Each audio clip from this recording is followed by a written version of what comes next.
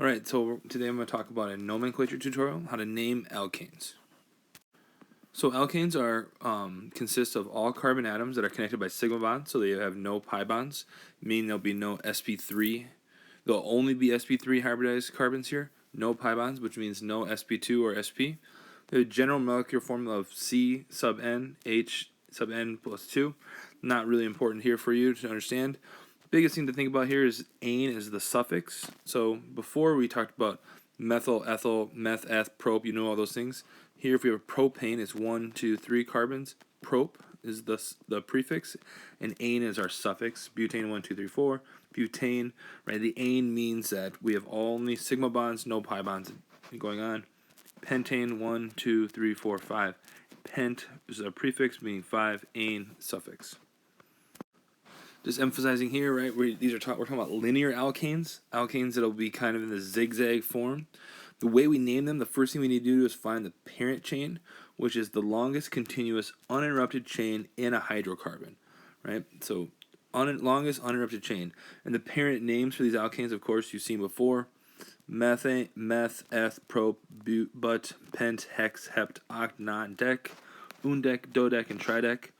We'll probably stop here about 13. No need to know much more past that. So sometimes these things aren't just linear. They're not just a straight chain as we've seen before, like a methane or propane. They can consist of a parent chain and substituents, we call them. So substituents can be thought of as branches, right? Think about the parent chain. It's just kind of this tree trunk, and there's other substituents off the tree trunk, and how do we name those? That's what we're going to work on. So first, we're going to need to classify carbons a little bit. We have terms called primary, secondary, tertiary, and quaternary. So primary, which is usually designated like that, means the carbon is only bonded to one other carbon atom, right? Of course, there is a carbon here, and it's bonded to just one other carbon atom. There's 3 other hydrogens there. Secondary would be a carbon that's bonded to 2 other carbons, and there's 2 H's here as well. Tertiary would be a carbon that's bonded to 1, 2, 3 other carbons, and it still has a bond of hydrogen there. And finally, a quaternary would mean that this carbon is bonded to 4 other carbons, right? So primary, secondary, tertiary, quaternary refers to how many carbons whatever carbon we're looking at is bonded to. So primary is bonded to 1, secondary is bonded to 2, tertiary to 3, quaternary to 1, 2, 3, 4. So what are some rules? Keep these kind of simple, and I'll show some examples right after this. The first rule is you must identify the parent chain. You must find that longest continuous chain, right? Find that parent chain. Then you want to identify the substituents. You want to assign the location, the locant to each substituent. That basically means you're going to have to say where the substituent is at and give it a number. Then you want to name the compound, and then you want to make sure you list the substituents in alphabetical order before you kind of finish naming the compound. And this is really important because essentially it helps to identify molecules, not be unambiguous. Each name represents one molecule. So I said each name represents one molecule. However, one molecule can have more than one name. For instance, you could call me Dr. Wenzel, and that refers to me. However, I may have other names, such as Wenzel or Michael, but all those names refer to me. Okay, so let's take a look at a couple of examples here and break these down. So our first molecule here, first thing we want to do always is identify the parent chain, the longest continuous chain possible. So to do this, I usually start looking 1, 2, 3, 4, 5, 6. 1, 2, 3, 4, 5, 6. So actually either way would work. Just for the ease of my eyes, I'm going to circle the parent chain. So I could have gone up here too, that also would have been 6. So it's 1, 2, 3, 4, 5, 6. So I know this is a hexane, right? 6 hexane. But I also need to decide it's a substitute hexane. So I need to represent this. Well, this is a 1,2 carbon piece, so that substituent would be a ethyl. We'd call it an ethyl, right? Ethyl hexane. But I also can't just say ethyl hexane for my final name here. I need to say on which of these carbons it is. And also think about which way the numbers would go. And the way I want these numbers to go is to be low as possible. So I'm going to number from this side. 1, 2, 3, 4, 5, 6. Now from that way, that gives us a lower number. If I numbered from 1, 2, 3, 4, that would have been a higher number. So in this case, since 3 is lower than will be lower than 4, I would have a 3-ethyl. Hexane would be the final name.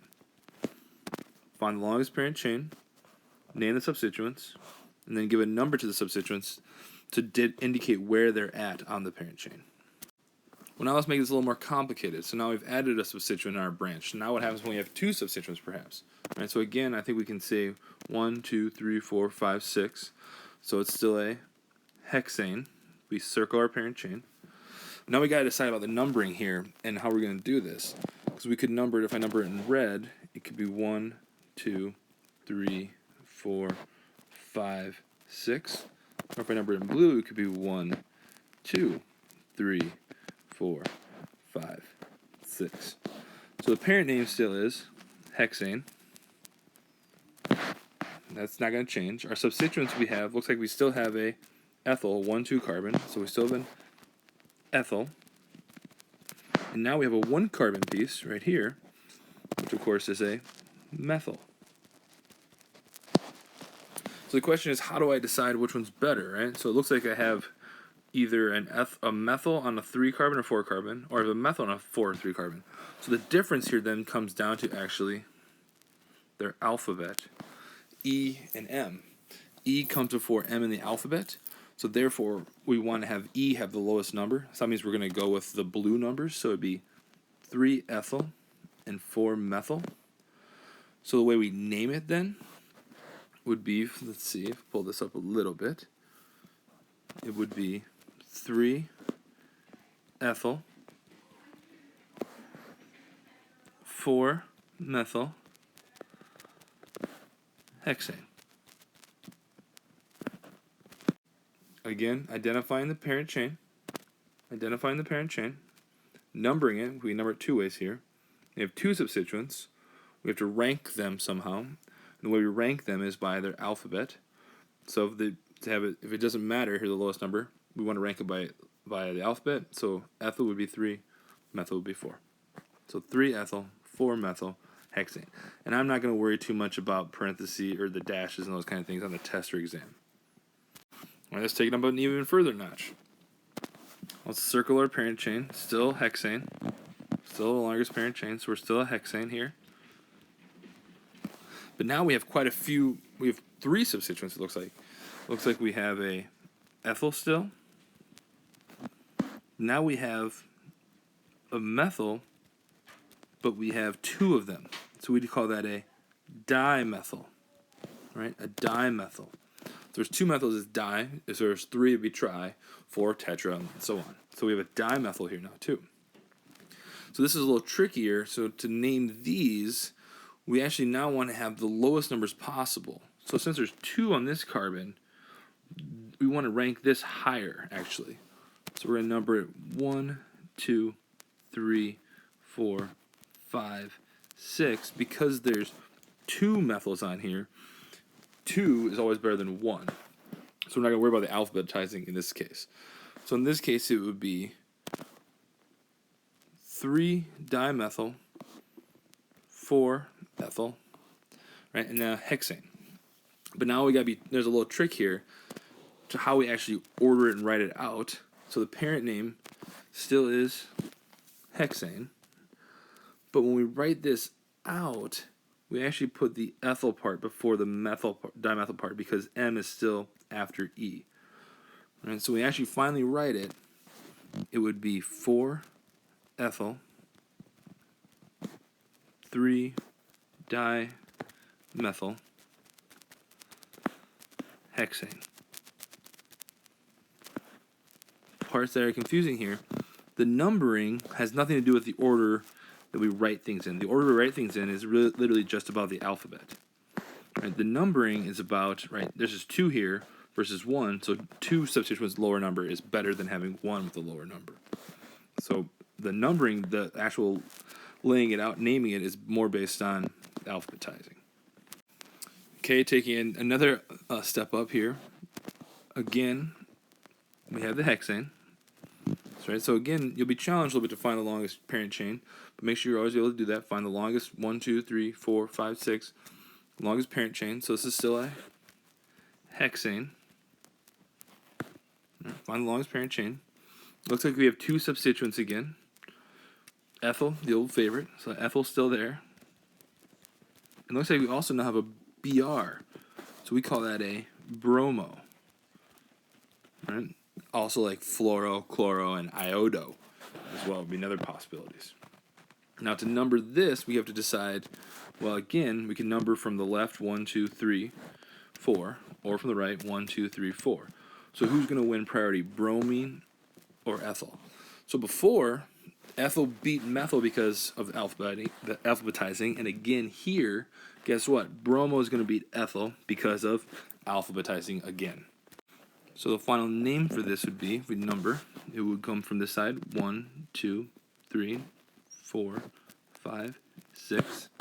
So it would be 4 ethyl, 3 bromo. Right? So bromo takes priority over ethyl because of alphabetizing. Now to name it, it's going to be, because B comes first, it would be 3 bromo, 4 ethyl, hexane. Another possibility is that instead of having just linear alkanes, we could also have cyclic alkanes, right? Rings. They contain a ring. But still, no pi bonds. A little different general molecular formula, not to worry about that. And the term cyclo is used to indicate the presence of a ring, right? No pi bonds, so all sp3 hybridized, and we're going to use the term cyclo. So let's take a look at 3 examples here, indicating usually when we have cyclic alkanes, the actual ring is the parent chain. Remember before we were looking for the longest continuous chain? When we use rings, we look for the ring as the parent chain, so everything's around or on the ring. So here, taking a look at this is a 1, 2, 3, 4, 5 membered ring, so we'd call this a cyclopentane. So that would be our parent chain. Substituents we have, looks like we have a chloro. We have a chloro, and we have a methyl and a methyl. So again, we'd have a dimethyl. Now we got to worry about numbering these. We want to have the lowest numbers possible. So chlorine comes before methyl, so I would always put the chlorine be number 1, 2, 3, 4, 5. If I'd gone this direction, it would be 1, 2, 3. And then my second substituent would have chlorine's always going to be number 1, so we can agree on chlorine's number 1. But I want my second substituent to also have the lowest number possible. So if I go this way, it's 1, 2, right? If I go this way, it's 1, 2, 3, which is my lowest number possible. So I'd rather have the lowest number possible first always. So in this case, it'd be 1, 2, 3, 4. So now there's a methyl on 2, but there's also a methyl on 4. Now to name this, C comes before M, where the di and tri doesn't count towards the alphabetizing. So the name here would be 1 chloro, 2, 4 dimethyl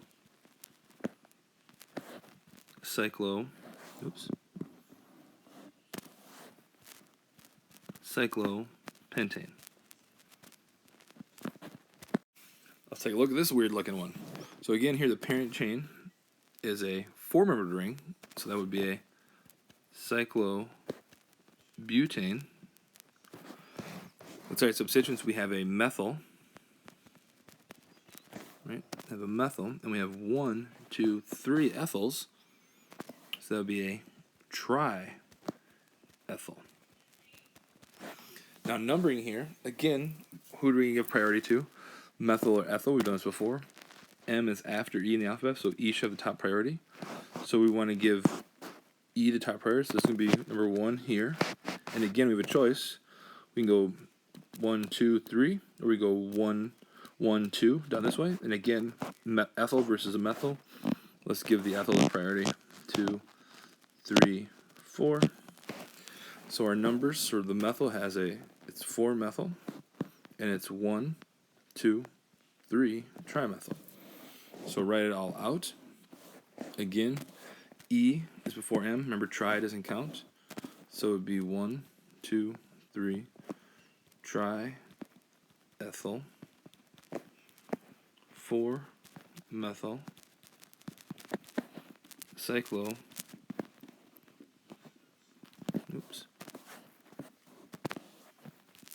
cyclobutane. All right, let's finish up here with 6-membered ring. All right, 6-membered ring, which of course is a cyclohexane. Substituents here has an iodo and an ethyl. Now we got to decide which one of these is going to get priority. Again, I and E. Which one comes first in the alphabet? E actually comes first in the alphabet.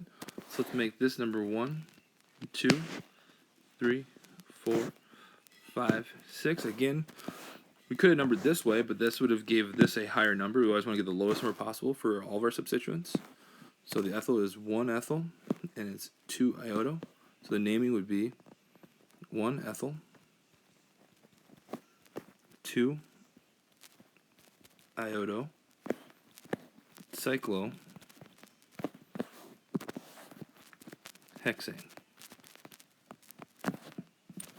So to finish up here, we're going to do naming alcohols and amines, but first naming some alcohols.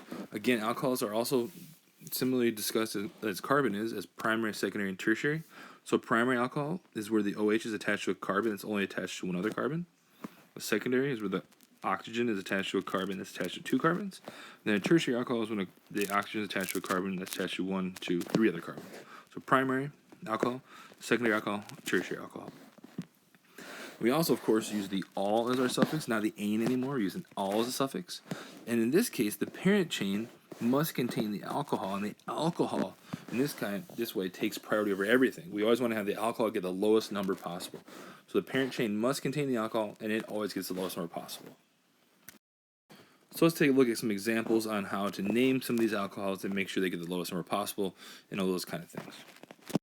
So very similar rules as before. We need to find the parent chain, the longest continuous chain. So in this one, it's a 1, 2, 3, 4, 5. So it's a pentane, but it has an alcohol. So we should say, oops, it's going to have an all here. And the question is, what number would that pentane, the carb, would the all be on? So it could be 1, 2, 3, 4, 5. So it doesn't matter which way I numbered it from. It would have been the same number, 3. So the way we name this would be, so this is in a 3. So we would call this 3-pentanol. 3-pentanol. Notice the all for the alcohol, 3-pentane. Good. What if we have 2 alcohols? Same rule applies. First thing you find is name the parent chain. 1, 2, 3, 4. So it's a butane. So we say, you can even just say buta, right? Because we know it's a 4-member carbon ring. Looks like we have 2 alcohols. So we actually call this a diol. Right? And what carbons would they be on? We want to have the lowest numbers possible. So it looks like 1, 2, 3, 4. So we said these are on carbons are on 1 and 2. So we get to call it a 1, 2 buta diol. Right? The 1 and 2 represent the diol is at diol. 2 alcohols, diol. What about a ring? How do alcohols fit into rings with other substituents? So here again, the parent chain would be a cyclohexane, hexa. There's an alcohol, so there's obviously an all here somewhere. And there's also a dimethyl as well. And this comes into play a little different. With alcohols, they automatically get number 1 priority. Doesn't matter about alphabetizing anything. Alcohols are automatically number 1. But now we have a choice here to go either to the left or to the right. If we go to the right, we go 1, 1, 2, 3. Or if we go to the left, 1, 2, 3, 4, 5. Well, 3 is less than 5, so let's go to the right. 2, 3, 4, 5, 6. That gives the dimethyl the number be a 3, 3 dimethyl because there's 2. We have to put numbers twice. And the alcohol is on the 1. all, obviously. So that's just kind of implied. So to name this, it would be 3,3-dimethyl cyclohexanol.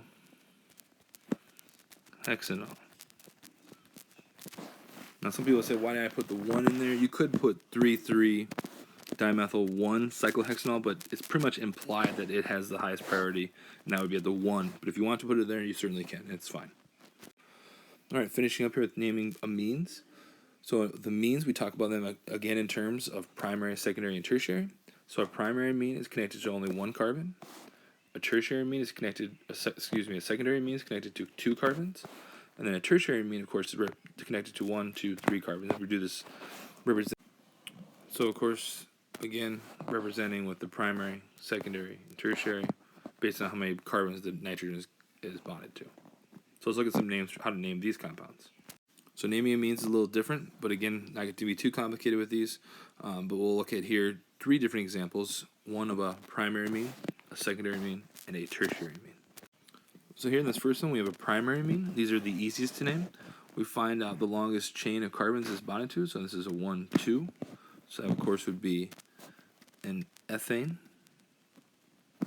And since it's amine, it's just a ethane, and there's an amine, and the amine gets the highest priority, so we just call this a ethane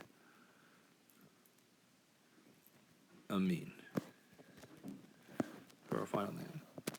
2 carbons, ethane amine. We don't need to say it's 1 because it's implied. Ethane doesn't really have a choice. And for this one, it's a little more complicated. Now the nitrogen is bonded to 2 different carbons. We got to decide which one's going to be the parent chain. The longer one would be the parent chain. So in this case, it would be a 1, 2, 3, a propane. So propane's longer. The nitrogen, we somehow still have to represent that the nitrogen is bonded to this ethane as well. So we're going to have some sort of ethane on here. But we also need to indicate where on the propane the nitrogen is bonded, right? This is the parent chain. We probably want to make this carbon number 1, 2, 3. So we need to say that the nitrogen is on, it's a 1-propane amine. How do I indicate where the nitrogen's at, or the ethane's at on this nitrogen? But I actually uses a large capital N. So I would say N-ethyl, representing this ethane on here. And again, I would say I could put 1-propane amine. Right? So what does this represent? Propane amine, 1-propane amine, that's this part. I have an ethane on here, so I say on the nitrogen is also an ethyl. So N-ethyl, 1-propane amine. The nitrogen, of course, in the parent chain was on the 1 carbon. What if I took it made a tertiary amine? How would this work? Again, here, our parent chain, longest chain is 1, 2, 3 propane. So still we have a 1-propane amine. But now it's 2 different things bonded to it. So it has an N-ethyl and an N-methyl, right? The N representing that this is on, that these things are on the nitrogen, right? The parent chain takes one part of the nitrogen, and then whatever else is on it, you have to put N's. So how do I order this? Well, by alphabetical order. E comes before M. So I would say N-ethyl, N-methyl, 1-propane amine. And just one final bit about just nomenclature in general and all these compounds. When you're working on these in sampling or with me, I will not be as much of a stickler with certain things such as, hyphens and all that kind of stuff and exactly spelling things right. If you make it as clear as possible, you'll get the point. So if you ever have trouble with sampling and any of these questions, be sure to email me and I can take a look, and most of the times I will give you the points if you're close to the name that I would have considered it correct.